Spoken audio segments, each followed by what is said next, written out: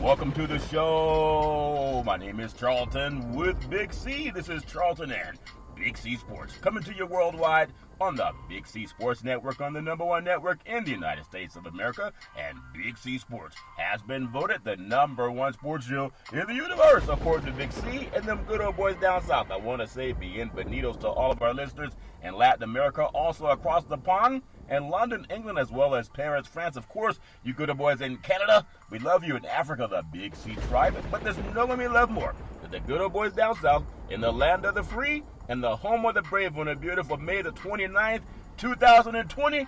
Round of Deportes, Big C. How's it going for you good old boys down south? Well, Charlton, we got another beautiful rainy day down here in the south, keeping everything damp and moist. And once again, want to say thank you and best wishes to all the frontline healthcare workers, nurses, doctors, and first responders, Charlton. We really appreciate everything they do in the land of the free and the home of the brave. I want to say today's show is sponsored by your Northern California Cadillac dealers, home of the all-new Cadillac Escalade, the standard of the world. And when you go by and test drive yours, just tell them Charlton and Big C sent you, as well as a fleet of Cadillac cars. Also, Big C Sports is powered by Google and Alexa. Just say Google or Alexa from anywhere in the world. You'll hear from our sponsors. You'll hear, welcome to the show. I will introduce Big C as the Mystic, and he'll do his thing from 3,000 miles away. And I really appreciate the way things are growing with Big C Sports. You can follow Big C Sports on Xfinity, Comcast TV, Roku TV, Apple TV, Amazon Fire TV, and a lot of smart TVs all over the universe. But you got to have a smart TV, Big C, or you'll be sitting there looking at a still picture. Want to make sure we pay homage to a Veterans Crisis Hotline. They are experienced in helping veterans and their loved ones get help. Big C, why is that so important to you? You know, that number is even more important now today, Charlton, with the climate that's going on in America. I know we worry about our veterans every day who don't have the necessitated needs to survive in this country, and unfortunately, some 22 of them a day have succumbed to suicide. But that number is also very relevant in mainstream society where it's happening also. And as we think about the economic and social crisis that's going on in America right now, it hurts everybody. Yeah. And the National Suicide Prevention Hotline number, Charlton, is a place for these people to call. As we look at the struggles that the veterans and everyday citizens go through, it's a traumatic time in America that, you know, we constantly keep wondering on how we're going to get through it. The veterans have thought about that every day since they've left the service. They got to keep hope alive, and we can help them by calling 800-273-8255. That's 800-273-8255, or you can text 838-255. That's 838-255. If you're online, simply go to veteranscrisisline.net. That's veteranscrisisline.net, and you can get some help. Also, very happy to be affiliated with Valley Homes Weekly TV on Dish TV, DirecTV, AT&T, Uverse, TV 53, home of the San Francisco Giants. When you reach out to them, tell them Big C sent you. The goal is simple: recruit 100 real estate brokers, put their property listings on TV, just like McDonald's does it. Car dealerships do it, and sports will do it too once they get back into the swing of things. Let real estate and TV work for you. 800-772-8624. 800-772-8624. For those of you looking for opportunities in real estate, go to bigcsports.pacwm.com. That's bigcsports.pacwm.com, and you can see opportunities that you can also get involved in. Man, everybody's pausing, Big C.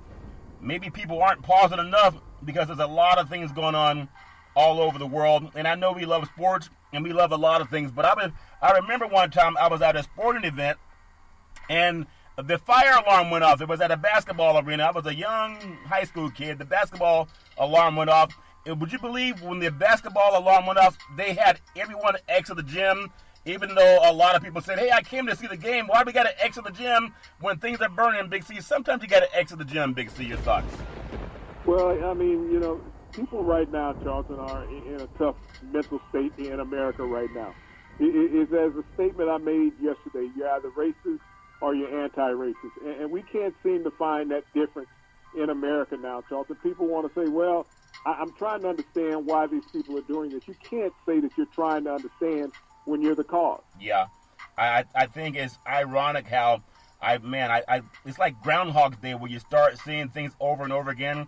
I remember I read the Kerner Commission that was written right about 50 years ago, and it's like we're doing it part two. But again, dialogue is the best medicine for understanding the other person's point of view. And what I've always thought and been told since I was a young boy is walk a mile in another person's shoes before you judge them. But I want to get your thoughts on, she's a White House press secretary. Her name is Kayleigh McEnany. And she's, Trump signed an executive order targeting social media. Now, ironically, a media person was arrested today, and we'll get into some other things too.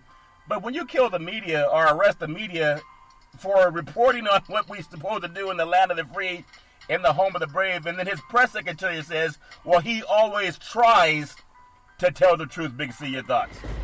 Well, she just said he lies when he did that. If you put a spin on the way he said that.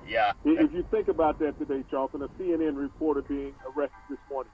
There's been reporters in Minneapolis for 5 days. But all of a sudden, an African-American reporter, Charlton, shows up on the scene, and he's arrested by white officers. He's not given the same professional courtesy or dignity that other reporters have. And he's arrested while he's working on camera. The police come up, take his mic away from him, cuff him up, and lead him away, even though he's showing a media credential. And the white members of his staff are still just standing there while they cuff up this black reporter saying that he was committing a fraud. So, as we look at what the president perpetrates in Washington, and right now he has the White House under lockdown because of what he's insinuated in America. Last night he called for the killing of black people that were rioting in America. He said, shoot them. He said that in a tweet. Then he said, well, people took that out of context. No, you sent the tweet. No one else sent the tweet.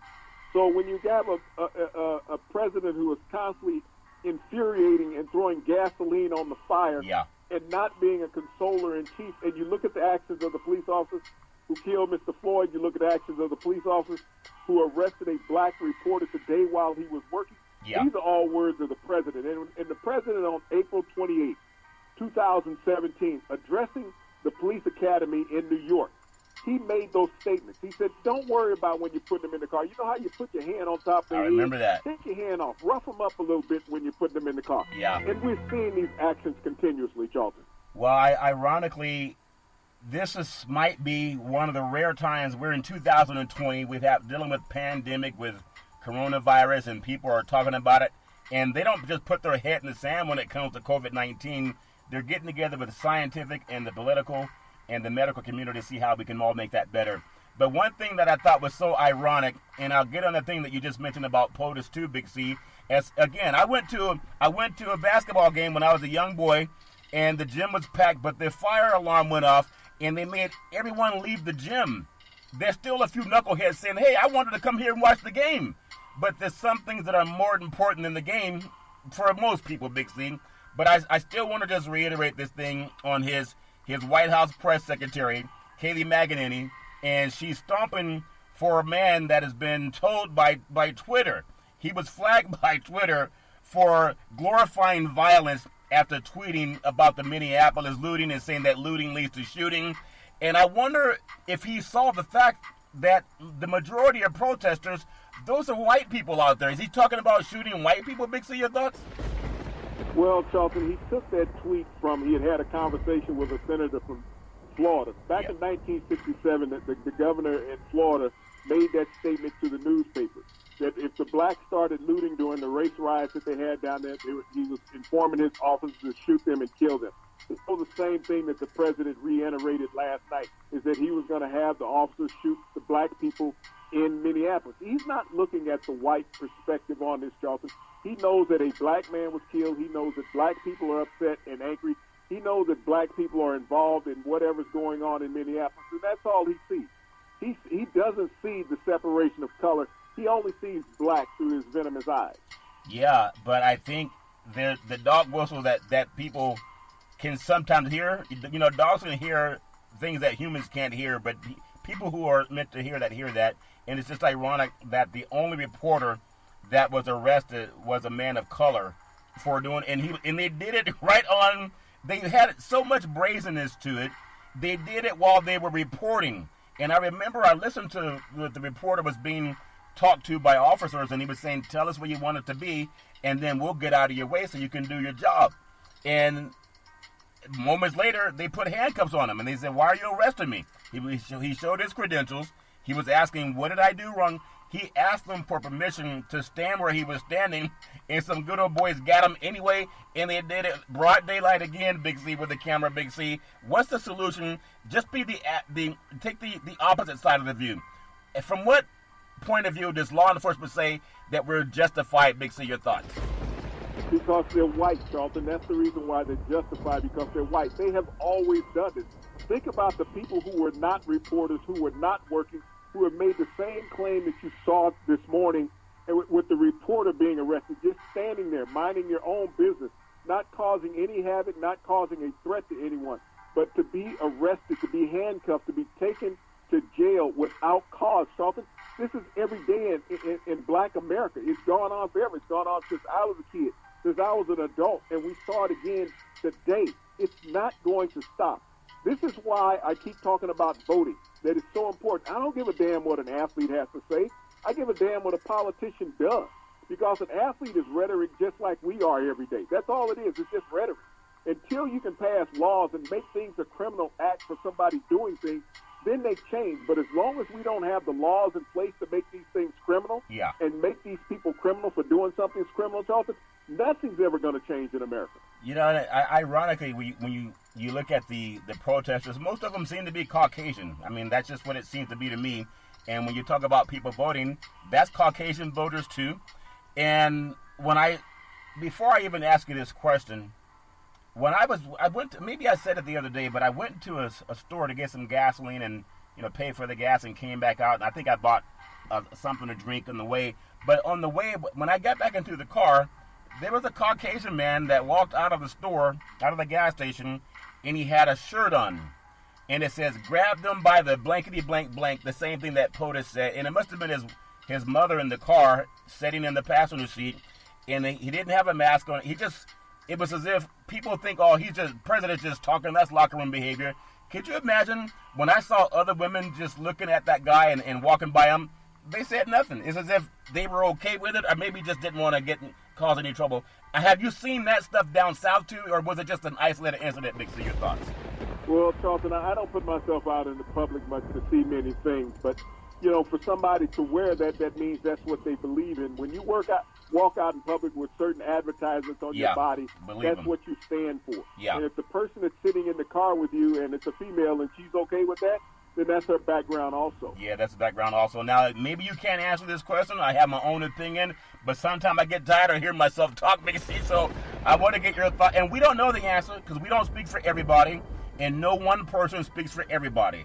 But when you see the majority of protesters being Caucasian, and I'm just going to say maybe middle age to young age, what's in the mind of Caucasians, white Americans, that are also willing to say that we don't accept this garbage, we don't tolerate it, because they'll get shouted down as if all of them agree with it, but there's a lot of white Americans that just are putrefied and petrified about what happened.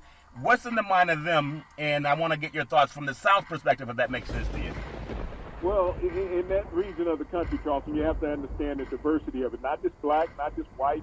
You're talking about Middle Eastern. You're talking about Northern Africans that are in that region also, Charlton. Yeah. It's a cultural mosh posh over there, Charlton. So as you see the multicultural protesting that's going on, you're talking about human beings. You're not talking about race right here. You're talking about human beings. You have people with the same human character that are protesting together. Yeah. And there's different levels of protesting. And because you talk to somebody, they may not hear you. Yeah. When you yell at somebody, they may not hear you. You have to start screaming, and they may not hear you. So it takes this type of action, Charlton, the physical destruction of things, for people to finally hear you. Because as you watch with the peaceful protesting that started, that he can't breathe, cannot check his pulse. He's telling you, can you let him up? These people are saying that was a protest. They were speaking to the officers peacefully, Charlton. Yeah. And when people finally started yelling, they still paid no attention. So as you see these actions, and when you look at this, every community in America, Charlton, has diversity. Yeah. They do. Everybody's not a racist. And that's why I keep making a statement.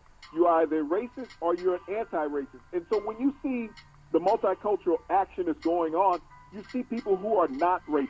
Yeah. That's the answer to that. And that gives me hope because, as we say, to get out and vote. In my own life, I've had people come to my side, all colors, black and white.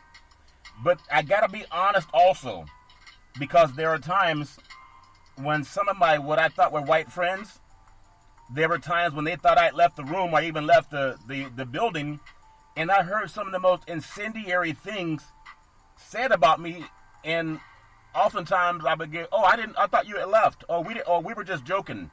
And I said, joking about what? Oh, we were just talking about some things, and we thought you had left. But those are the same guys. Hey, what's up, bro? How you doing, bro? Let's have a libation together. So you don't know people's hearts. Sometimes people just fake the funk in front of you just to make sure that they can fit in and try to be cool, if that makes sense. But I was really enlightened and really felt a lot better by seeing more people that are not just African Americans saying that this is not right. And before I throw it to you, I did hear, and this happens too, because sometimes people, they get a paycheck for saying certain things. There's a guy I've listened to for many years by the name of Larry Elder. He's African American, but he must hate himself because he's constantly saying, well, this is not right. This doesn't always happen. You got to also look at what the black guy was doing. Like, what did he do to lead to his arrest? As if that, maybe they said he had forged some money. I gave a fake 20, and that was worth being arrested. But I know there are always people that will stand and shout down what will even keep their own kids safe because it keeps them in a job security situation. Big C, your thoughts? Well, you always have to vilify the black person that you kill. That's the first way to make it seem like he's unhuman, is that you vilify this individual. And that's the history, Charlton, of killing black people in America, is that you vilify them because they cannot speak for themselves. They cannot tell you what happened. And we, once again, have been put under the scrutiny of videotape, and even the autopsy comes out today, and the coroner there in Minneapolis wanted to say the man did not die from asphyxiation. He said, we don't know what other contributors it was, but he didn't die from asphyxiation. Yeah. Even though everybody witnessed it I know. for 9 minutes on tape, Yeah. the coroner came out today in defense of the officers, the ex-officers, and say that's not why he died. Well, but you cannot say that if those officers weren't there, that Mr. Floyd would not be alive today. That's the one damn thing you can't say. If they did not bother him or interact with him, potentially he would be alive today. But they ended his life on that sidewalk that day. Yeah, and I know that's a whistle to the grand jury they're trying to put together. Minnesota governor did issue an apology for the arrest of the CNN crew member, and so that was a good. I mean, everybody has. Yeah, but what does that mean? I mean, you issue an apology for arresting a black man.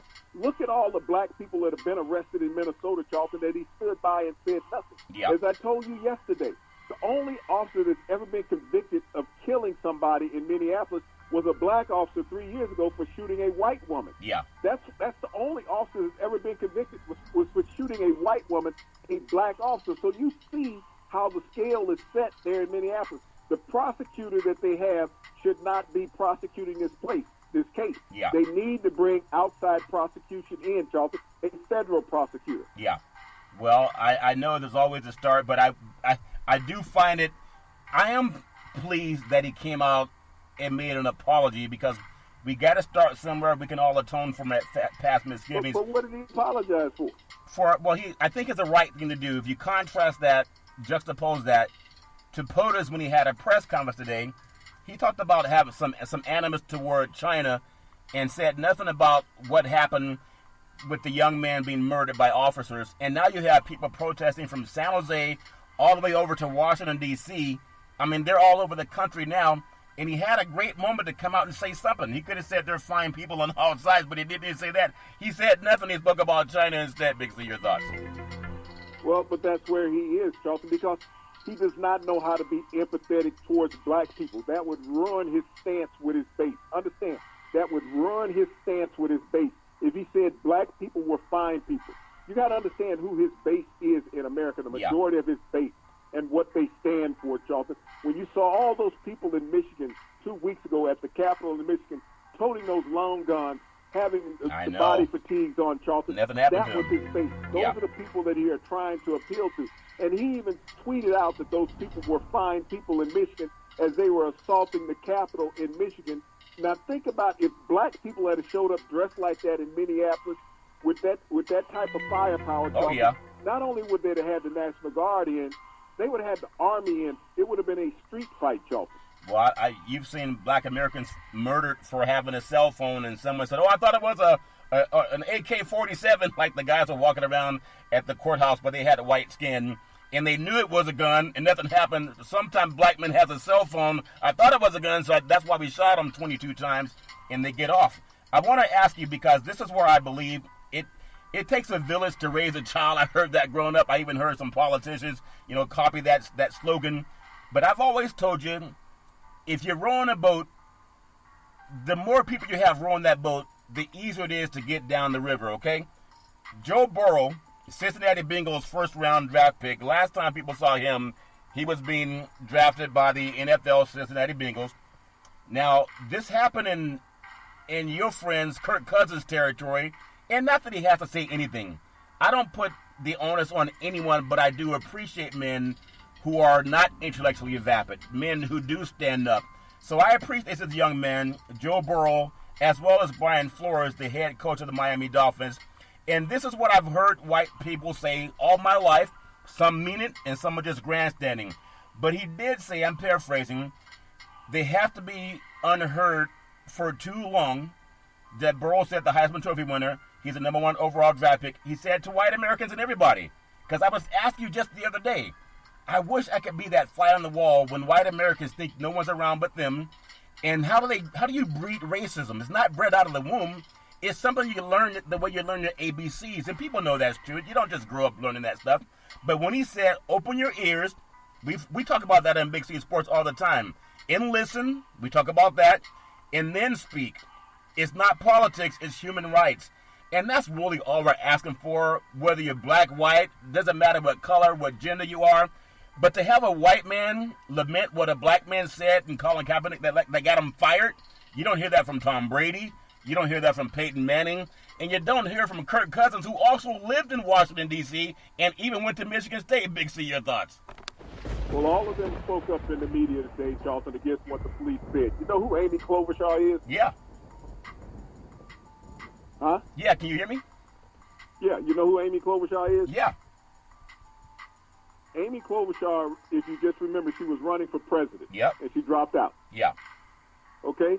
Amy Klobuchar was the DA in Minneapolis, in this town, a decade ago. Yeah. 3 times she refused. She refused to prosecute this same officer for killing black people. Yeah. Yet she wanted black people to vote for her for president, and she hid that fact that 3 times she refused to prosecute this same officer who was arrested today for killing black people.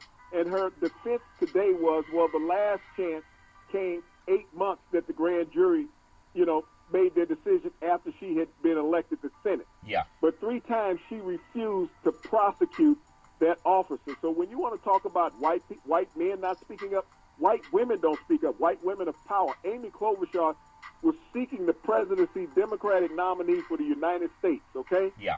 And yet this same officer who committed this murder that we all watched, 3 other times under her watch as the prosecutor there in Minneapolis, she refused to charge him. Yeah. And this is the reason why this is going on today, because of Amy Klobuchar's lack of civic duty.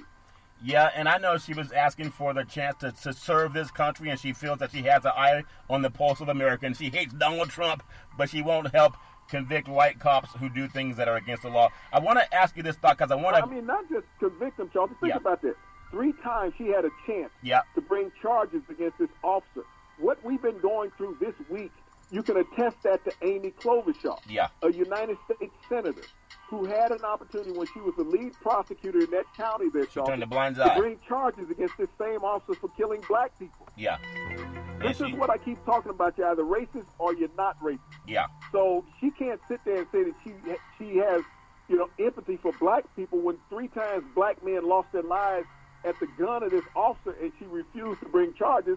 And yet she wanted black people to back her in becoming president of the United States. Yeah, that's because I think a lot of people don't read, but they've come across Big C Sports and they read. And I wanna pat myself on the back, because because before we get into the Big C pause, the Big C timeout, we're in the media. Could you imagine if we were out there? We would have probably been arrested too, Big C. They say, quit telling the truth. I mean, if it happened to a young man of color from CNN. But I want to just touch on something that happened with Brian Flores. You know, we talk about the Rooney Rule, and they want to incentivize white league owners to give black men opportunities. This is what he has said. He's a head coach of the Miami Dolphins. Many people who broadcast their opinions, like what we do, on kneeling during the national anthem, a lot of those guys, you see them on TV every day, Big C, are on the hiring of minorities that do not seem to have an opinion on the recent murders of these young black men and women. And he says, I think many of them quietly say that watching George Floyd plead for help is one of the more horrible things that they've seen, but it's said amongst themselves where no one can hear them. And broadcasting that opinion clearly is not important enough. And that's why I know he listened to Big C Sports. Because as I said, starting the show, I went to a basketball game when I was a young boy. I wanted to see the game, but the fire broke out, and they made everyone leave the gym. It's the same thing with sports. There's so many people that we pat them on the back and praise them for being intellectually vapid and turning a blind eye like Amy Klobuchar did, Big C, and a lot of our media too. But I do applaud the ones that are speaking about it, but I have no respect for guys that say nothing, because if they were to say something, maybe they could change things, Big C. Your thoughts? Amy did not turn a blind eye. It's the culture that she lives in. It's the culture she grew up in. You made the statement that everybody is born innocent. And, that, you know, how is it that we have this separation? Well, it's a learned behavior. It's taught to them. People want to say, well, this is what they learned. No, this is what they're taught. Yeah. She was taught that in her upbringing.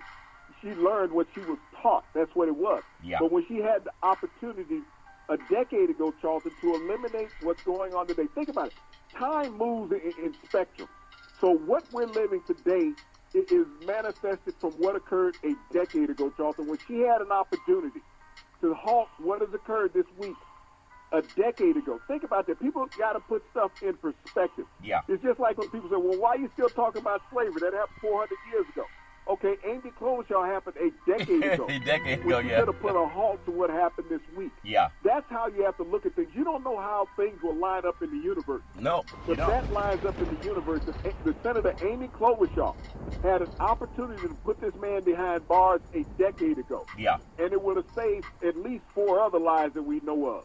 But she refused to, Charlton, and he's still out there killing people. Yeah, I know. And I'm glad that we have the platform and the latitude to ask people to look at their own hearts. But before just looking at your own heart, there are guys that don't say anything. And I know you say, well, it's not their responsibility, Charles, it's the lawmakers. Well, you just pointed out a lawmaker that did nothing. I believe it takes both, Big C. Whether it's a guy like Tom Brady that was praised for... But you think she never went to Minneapolis games, Charlton, where the Twins played, where the Minnesota Wild played, where the Timberwolves played, the Vikings played? Yeah. She went to all those games, Charlton. She witnessed all those black athletes. Yeah. She did. And a lot of them probably endorsed her because she didn't tell them about her background, really how she was letting white killer cops get away. Yeah. She wasn't honest, Charlton. She has to be honest. When you're out there stubbing for an elective office, and even how she became a senator, you think she was completely honest when she told people that, when she was out there stumping for the black Democratic vote in Minneapolis, that, hey, I'm here and I'm representing you, even though I let this white cop off to kill 4 of you guys?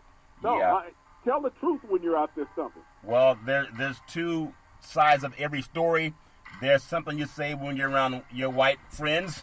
There's other things you say when you're around your black friends. And politicians know how to scream in the way. I mean, look at who we have in the White House right now. What's he say? Protests lead to shootings? I mean, come on, man. The land of the free, that's not right. But there are people who defend them anyway. I want to say this before we get to the Big C pause or the Big C timeout. I do want to respect guys that went to the basketball game, and even though there was a fire and they made you leave the building, some guys wanted to stay anyway and watch guys perform, even though their lives were in danger, like with COVID-19. It's just an invisible fire, Big C. There's some things that I really want to say. Guys like Tom Brady, whether it's a Sidney Crosby or anyone, Peyton Manning, they all make money selling garbage or selling whatever they sell. It would take just a decent person, not even a lot of decency, just a little decency. You can tweet something too, but you got enough money. Out and they made public tweets today, Charlton. They did. Tom Brady, Peyton Manning, Many white athletes came out and made those tweets. Those ones that you're battering, they were out. They made tweets. They were on the news today doing that. Yep. So they're not sitting by passively, Charlton. They have empathy because they have black teammates. They know what these guys go through. Yeah. And then when you're in that work environment, Charlton, you can't be numb to it. They're not the guy that has to be out there every day making the tweets. They'll voice their opinion, Yeah. but they're not playing the political game. They make their point, but how many statements do they have to make? They can't sit there time after time after time. Then that's the same thing you're asking of every black athlete. Okay, every day you guys got to have a news cycle where you're putting your tweets and your press conferences out there. These guys are troubled enough trying to keep their own family safe. Yeah. Because you don't know what law enforcement is like in their communities, the things that will happen to them. You can ask any black athlete, and they've all come under the barrel of a police officer. Yeah. They have. They just don't make it notable, Charlton, because why make it escalate beyond what it does? So Yep. they're trying to keep it safe. They're not trying to be harassed. They're not trying to have family members harassed, because these things happen when you go out against the police. Everybody who has ever turned on the police in these videos that you've ever seen on television, Yeah. all of those people have been harassed. Police find out who they are. Yeah. They all have access to the records, Charlton, where it came from. So they got your address, phone number, social security number. They got everybody in your family, and they make it difficult on you. And a lot of these athletes don't want that difficulty in their life. When they see what happened to Colin Kaepernick, how many more professional athletes want to go through that? Yeah, that's very well said. But at the same time, if you're gonna make an excuse for them, you can't get on the airways and blast Amy Klobuchar either, because it takes two. No, you have to, because she was an elected official.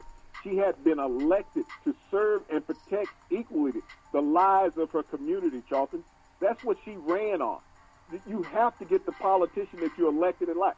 Well, then we can't say anything negative about the president, can we? We can't say it negative about Amy Klobuchar when she had an opportunity to put this man in prison a decade ago, Charlton. Yeah. She had an opportunity to stop this a decade ago. Tom Brady doesn't have that power. Peyton Manning doesn't have that power. They don't have the prosecutorial power to do that. But she did. She could have stopped this a decade ago. Yeah. So you have to criticize her.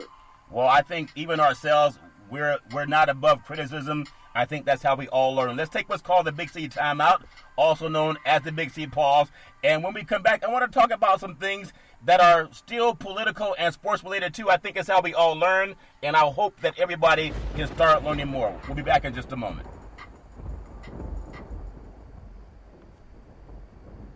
All right, we are back from what's called the Big C Timeout, also known as the Big C Pause. You can follow Big C Sports 24 hours a day, 7 days a week on the #1 podcast network in the universe, iHeartRadio Podcast. You can follow Big C Sports on Apple Podcast. You can follow Big C Sports on Google Podcast. You can follow Big C Sports on Spreaker.com. And there's some apps that I love called Google or Alexa. Anywhere in the world, just say Google or Alexa, play Big C Sports Podcast. You will hear from our sponsors. You will hear Welcome to the Show. I will introduce Big C as the Mystic, and he'll do his thing from 3,000 miles away. And I really appreciate the way things are going with Big C Sports. You can follow Big C Sports on Xfinity, Comcast TV, Roku TV, Apple TV, Amazon Fire TV, and a lot of smart TVs all over the universe. And I really appreciate the way things are going with Big C Sports. I want to touch on one more thing before we get into some things that also happen in the sports world. But I also want to thank our media brethren, because as you mentioned, some of those athletes came out today and said some things, and that's great, because for the last couple of years they didn't say much at all, Big C. But everybody has their own opinion. No one has to like my opinion. I do want to pay homage to Colin Kaepernick, and Joe Burrow came out and admitted some things about what Kaepernick talked about a couple of years ago. He has set up a link to help Minneapolis protesters get legal help, and that's putting his money where his mouth is. He doesn't have to do it. He's not a politician, but maybe Amy Klobuchar will put up a link also to help fund some of the defense that protesters who have a right to protest innocently need. So I really respect what Colin Kaepernick is doing, but like you mentioned, it costs other people. It cost him a job. Will it cost other people? Big C, your thoughts? Nobody else is going to be put on the spotlight like Colin Kaepernick was. Everyone saw what happened to him, and everyone has saw the residue of that, Charlton, that society doesn't change. Yeah. So they're more willing, just like I said, these athletes don't speak out when they get pulled over unnecessarily, because they don't want repercussions later on from these same officers or their friends. Yeah, well, we are in the land of the free, in the home of the brave, and I know there's a lot of African Americans who made things possible by marching and helping get civil rights passed. And they did it with people knowing who they were and where they lived also, but they still did it, and that's why we have freedom today. I do want to mention this before I touch on something else. It's called Know Your Rights Camp Legal Defense Initiative, and it's set up as an extension of Kaepernick's nonprofit organization, and it will provide protesters who face charges with financial resources to access some of the top defense lawyers, according to the website's Know Your Rights website, and I really appreciate what a lot of people are doing. People know where Cap lives, Big C. They know where his family is. They know everything about him that they know about Amy Klobuchar, and he still did the right thing. And at some point in time, as we're all dead and gone, we're going to leave this world better or worse. I want to make sure I do my part to leave it better. Final thoughts on what Kaepernick is doing. No one has to do it, but it's a big man that does that, Big C. Your thoughts? Do you know the profession of Kaepernick's father? No, I don't. He's a sheriff. His uncle is a sheriff. There are 3 direct members in his family that are law enforcement there, Charleston and Turlock, California, where he grew up. So he's embedded with law enforcement, so he's always had protection around him. He has people that look out for him. It's a little different. Well, no, not necessarily different. Just because he had law enforcement targets law enforcement too. Why do you think those guys were not saying anything about the person that had his foot on the neck? Just because you're law enforcement doesn't mean you have any more protection than anybody else. Sometimes you have a target, but it's always going to take people who do things right, irrespective of if they're going to be afraid. If you're going to be afraid, just stay home. Don't ever talk to anybody. But whether he has law enforcement in his family or not, I have law enforcement in my family. It doesn't mean I'm any more protected or less protected. But the truth is what people want, and that's what makes a difference. And that's just my opinion. Big C, your thoughts? Well, like I said, he had that protection because he grew up in it. And people understood what he was talking about because he had lived it. He wasn't just making this stuff up. Yeah. And he knew that from both sides of the spectrum, from the law enforcement side of the spectrum, as well as the civilian side of the spectrum, being in minority talk. And until they found out who he was, people treated him differently. Yeah. Growing up. Yeah. There's no right way for anybody to feel like you're doing the right thing. You just do the best you can, and some people agree and some people don't. I do want to pass on one PSA that's coming up Sunday. It's on CNN, and it's through Don Lemon. It's called I Can't Breathe, Black Men Living and Dying in America. And I want to see it. I don't know what they're going to talk about that I haven't already seen, but I am very enheartened, I guess emboldened is a better word, by seeing so many other people of all skin colors saying that this is not how we want to live. This is not right. And it's taken a while to get there, but I'm glad that we're starting to see that, Big C. And even though people may come out and say it, it's just like we are the land of the free and the home of the brave, and I really do appreciate how people come out and try to stand up for all lives. I want to touch a little bit on the world of sports, Big C. Just like the guy that went to the basketball game, the fire broke out, he wanted to stay and watch the game anyway. David Price, all-star pitcher, Los Angeles Dodgers, made a very admirable offer to the Dodger minor league players. A lot of them are going through it also, Big C. Your thoughts? Well, you think about yesterday when Major League fired over 1,000 minor league players. David Price, starting pitcher for the Los Angeles Dodgers, Charleston, offered to pay the salaries of the minor league club for the Dodgers. 40 players in the minor league system, Charleston. He's offered to pay them $1,000 a month to keep them above water. So, as you think about David Price making this generous offer to these guys, he's not the owner. He's not the billionaire. He's an employee. Yeah. He's an African-American employee, Charleston, who is making this gesture that none of the white billionaire offers will make. Well, maybe they'll make it, but they'll be like Amy Klobuchar, Big C. They'll make it in private if that makes sense to you. But it's all great. When I was a young boy, I had a friend of mine. He was maybe one of my best friends. I want to say I was about 8 years old. And he drowned in a swimming pool. And I still think about it today. Man, he was white. But I'll never forget how I had a phobia of water until I got to be a teenager. Now, I don't know how many people have ever been through that, but it's always somebody else that comes along and makes you realize it's going to be okay. And I really appreciate what Mr. Price did for the other baseball players, because we all need somebody to hold our hands at times, Big C. NFL owners, once again, they table a crucial rule change, in my opinion. The proposal instead of an onside kick, where you have the opportunity to go from 4th and 15 on your own 25 after scoring. I don't know if that's a good or bad rule, but your thoughts, Big C? Well, Charlton, you got to think about the onside kick and how it's become an enigma now in pro football. It doesn't work when you're trailing, and they changed the rule as far as putting all the players on one side of the ball, and you can only put 5 over there. You don't have a chance. You got to look at 100% of the onside kicks last year, Charlton, that were made in the NFL. Those teams lost the game. So this new rule proposal that you would get a 4th and 15 from your own 25 to have an opportunity to keep the drive alive, I like that from a player's perspective, because when you look at some of the young, exciting quarterbacks and great receivers that we have, and offensive schemes that we have in pro football now, to give a guy an opportunity to pick up 15 to 16 yards in one play is a normal play in the NFL. Look at the Super Bowl. What was the difference in the Super Bowl? Patrick Mahomes, 44 yards to the receiver, number 10. And so when you think about big plays that are being made, sports is living for the big play now.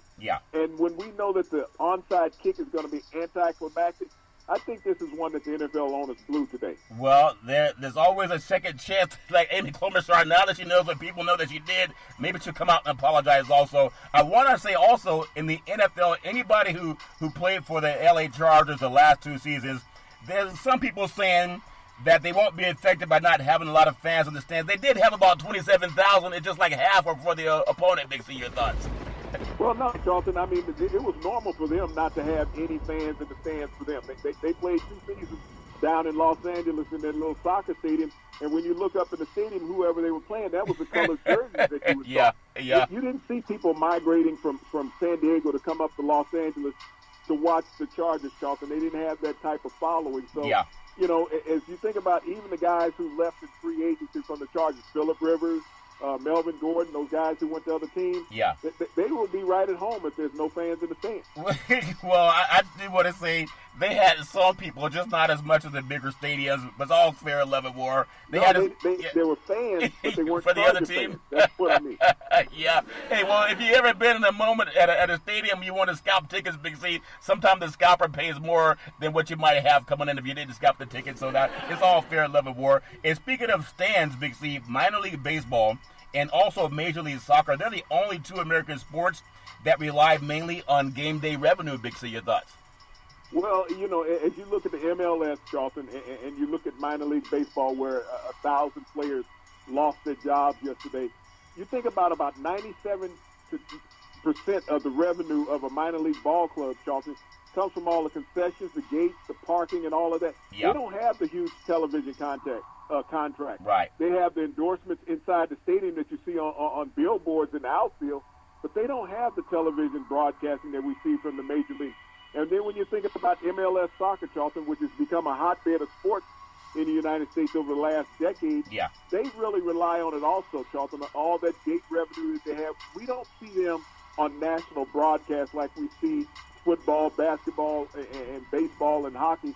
So those teams really relied on that gate revenue. MLS, Charlton, was somewhere between 90 and 93% of their revenue came from the gate. So those teams, when you can't have fans in the stands, they cannot exist. And this is the reason why so many major league owners fired the minor league players, and we don't see MLS in a rush to get back out there without fans, Charlton. Yeah, even the HBCs, the historically black college football programs, I would love to see BET.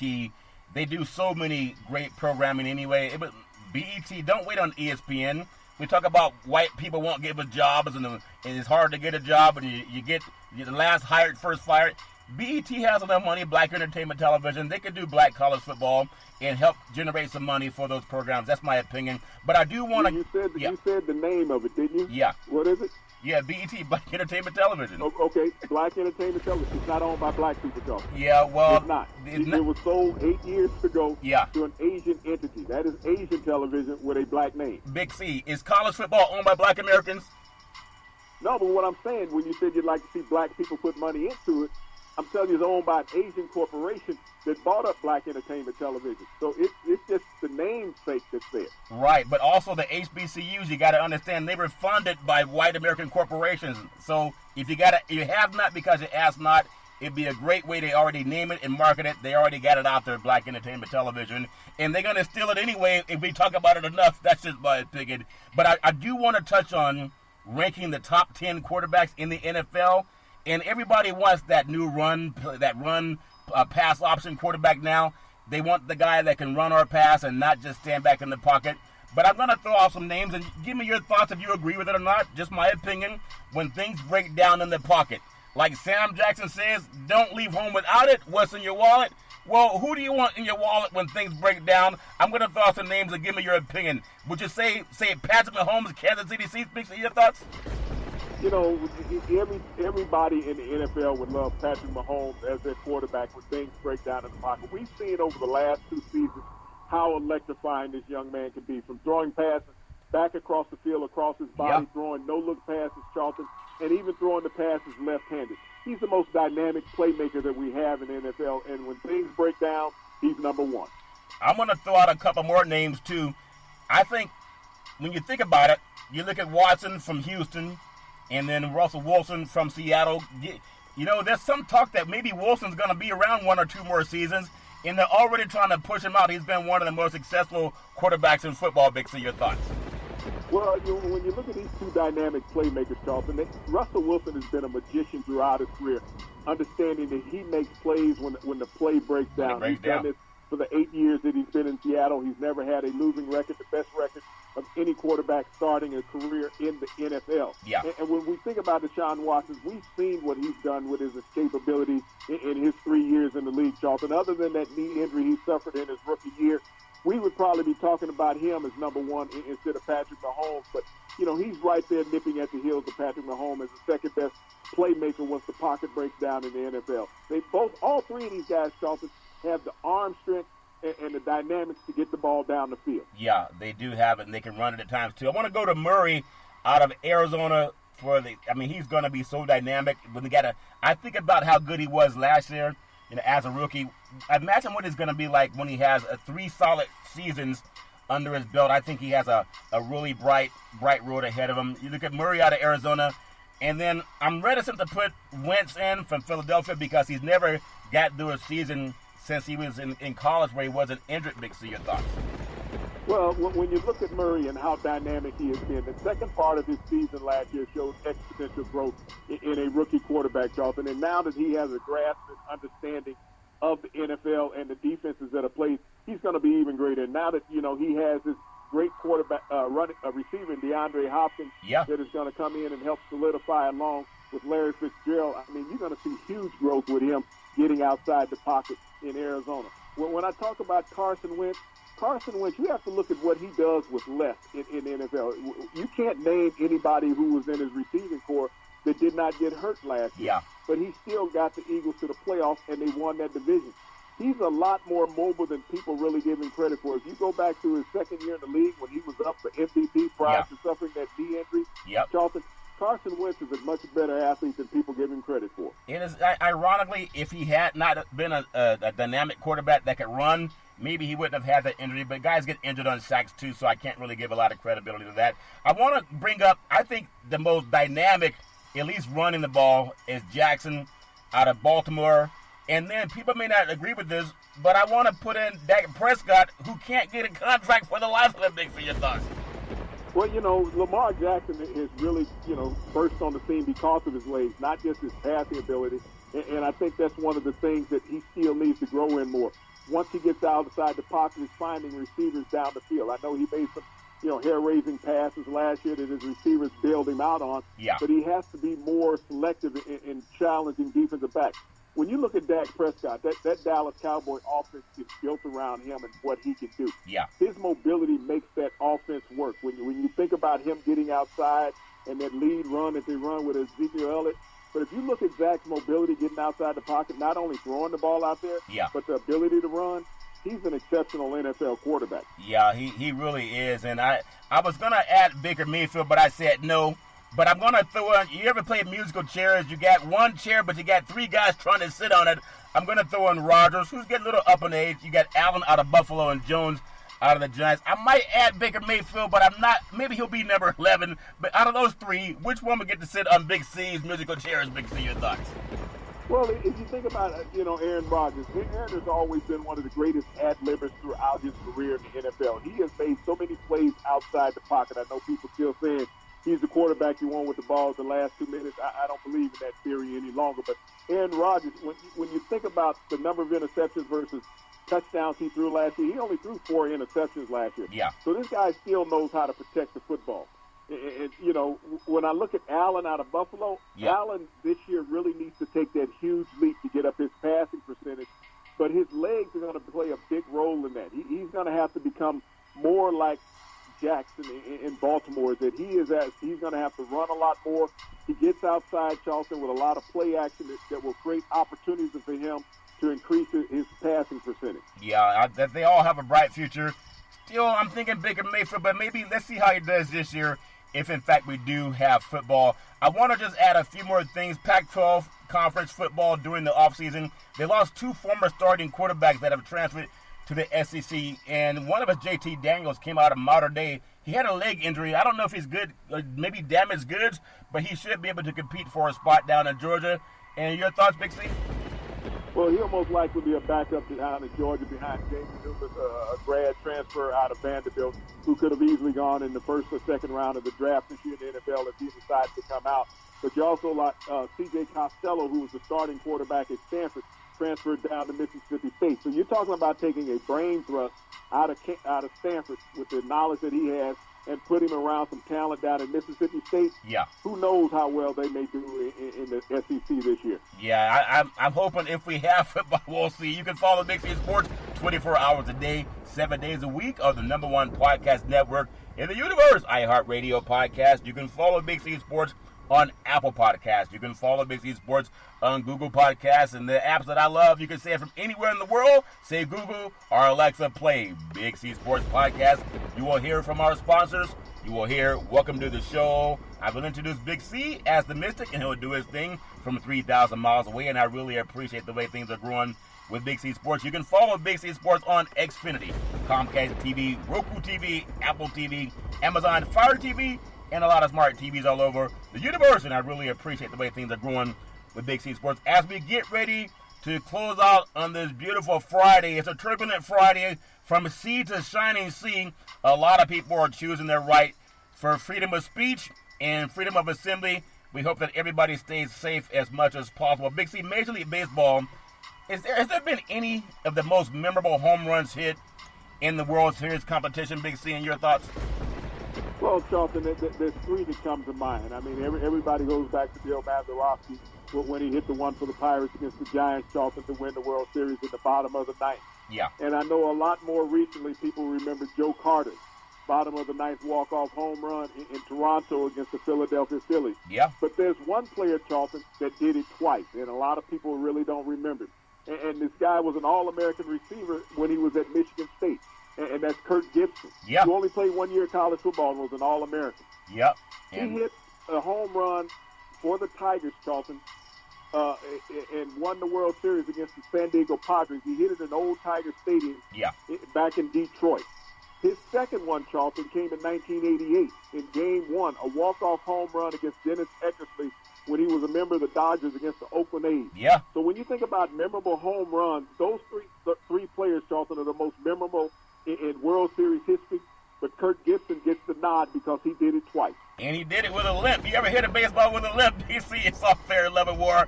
I still remember that. I was actually pulling for the Oakland A's in that World Series, but sometimes you just tip your hat when somebody can go a yard on you. Boston Marathon's been canceled for the first time in over 120-plus years, the longest-running continuous sporting event in American history. Big C, your thoughts? And you know, you think about that, Charlton. This is a race that has survived the pandemic of 1917. It survived 2 world wars. It survived the Vietnam War, Charlton, the Korean War. And now we have this pandemic within our country that for the first time in the history of this race, Charlton, it won't be run because the Boston Marathon, we know of the number of runners that are in there. It's in the thousands of people who participate, as well as the thousands who line the runway, Charlton. Yeah, they all line the runway. Everybody loves riding a bicycle and getting out there and having the wind in your hair, and it's a great thing. And I know that riding bicycles or running marathons is all fair and love and war. The MotoGP, the races in Britain and Australia have been canceled amid the pandemic, and they've been running this race for many, many years. They canceled it and they're talking about resuming it later in the year if possible. But everybody all over the world is dealing with COVID-19, and I hope that everybody can just do their part to stay safe, whether they just choose to wear a mask. Think about the people around you. I want to make sure that I see and would encourage other people to see, no matter what color you are, what gender. It's called I Can't Breathe, Black Americans or Black Men Living and Dying in America. It's a macabre headline, but hopefully we can find a solution to make everybody better. And hopefully our politicians and our athletes, the more people we have saying that we need everybody to just take the pause and walk a mile in another man's or woman's shoes before you judge them. And we got to keep everybody safe. Big C, back in the day, there's a man by the name of Drew Boudini Brown. He was known as Muhammad Ali's right-hand man, and he would always tell Ali, with all you got to use, how can you lose? Rumble, young man, rumble. Big C, what are you looking forward to in the sports universe? Well, Charlton, starting June 1st, they're going to open up and start letting student athletes back on campus for workouts, Charlton. And I hope that they find a way to keep them safe. They've only talked about the collegiates, Charlton. Yeah. But what are they going to do about the high school athletes? Are they going to be able to give them the COVID testing that they're going to do for college athletes, because they don't have the financial funding that the collegiate level does? And also, I want to say thank you once again to our frontline healthcare workers. Stay safe and God bless. God bless the United States of America. Let's all keep having conversation. Get the other person's point of view. You can follow Big C Sports 24 hours a day, 7 days a week on the #1 podcast network in the universe, iHeartRadio Podcast. You can follow Big C Sports on Apple Podcasts. You can follow Big C Sports on Google Podcasts. You can follow Big C Sports on the app that I love called Google. Or Alexa, just say Google. Or Alexa, play Big C Sports Podcast. And we really appreciate your support. As we always tell you, there's never, ever an excuse for domestic violence. If you know any man or woman going through that garbage, please pick up the phone and call 911, because no man or woman should ever have to go through that garbage on their own. And as we always tell you on every Big C Sports show, we thank you, we appreciate you, and we hope that you have a super fantastic day.